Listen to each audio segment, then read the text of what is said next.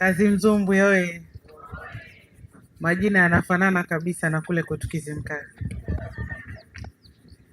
Mheshimiwa Petro Magoti, mkuu wa wilaya, Dr. Hussein, naibu katibu mkuu elimu, mkurugenzi wa elimu ya ufundi, Mheshimiwa mbunge wa jimbo hili la Kisarawe, mwenyekiti wa halmashauri ya wilaya ya Kisarawe, kaimu mkurugenzi mtendaji wa halmashauri, katibu tawala mkuu wa chuo FDC, kamati ya ulinzi na usalama, wananchi wote mliopo hapa, viongozi mbalimbali wa chama na serikali, kazi na utu.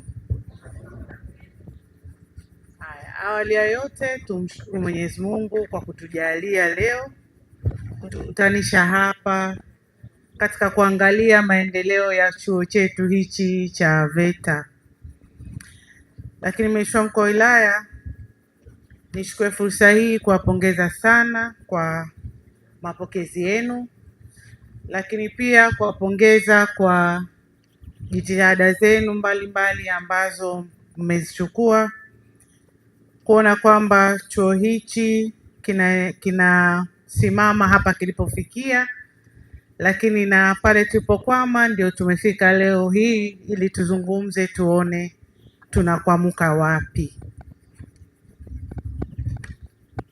Mheshimiwa mkuu wa wilaya, wizara inatambua sana mchango wako na kamati yako ya ulinzi na usalama na watendaji wote wa halmashauri ya Kisarawe katika ufuatiliaji wa mradi huu, na tunafahamu na hamu kubwa sana, kwa sababu tunajua mradi huu unaenda kukomboa vijana wetu katika kupata ajira, aidha kujiajiri ama kwa kuajiriwa. Nimepokea taarifa ya mradi huu ambao iliwasilishwa kwangu pale tulivyowasili.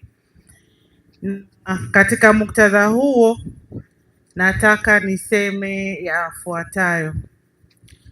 Kwanza, wizara imechukua hatua kwa kufuatilia kwa karibu fedha za ujenzi kutoka Wizara ya Fedha, na pia tumekuwa tukiomba kipaumbele cha bajeti ili fedha zipatikane kwa wakati unaohitajika na kusimamia kwa makini mtiririko wa fedha. Kazi zinaendelea bila ucheleweshaji zaidi. Lakini pili, kuhusu changamoto za miundombinu ya barabara, maji na umeme, ninaomba ofisi yako Mheshimiwa mkuu wa wilaya itusaidie kuratibu kupitia taasisi zilizopo wilayani kwako kama TANESCO, TARURA na RUWASA ili kuhakikisha huduma hizi muhimu zinapatikana na ujenzi unaendelea bila ya vikwazo vyovyote. Lakini pia huduma hizi pale zitakapopatikana zitasaidia si tu kukamilisha ujenzi kwa ufanisi, bali pia kuwezesha matumizi bora ya miundombinu hiyo mara chuo kitakapoanza kutoa huduma ya elimu na ujuzi kwa wananchi. Kama tunavyofahamu hapa, chuo nadhani kitakuwa na uwezo wa kuchukua wanafunzi wangapi? 250, wanafunzi 250. Kwa hiyo vijana wetu watakapokuja hapa, basi umeme ukiwa tayari, maji yakiwa tayari na huduma zote muhimu, basi zitawezesha kuishi kwa usalama na mahitaji yote yatapatikana.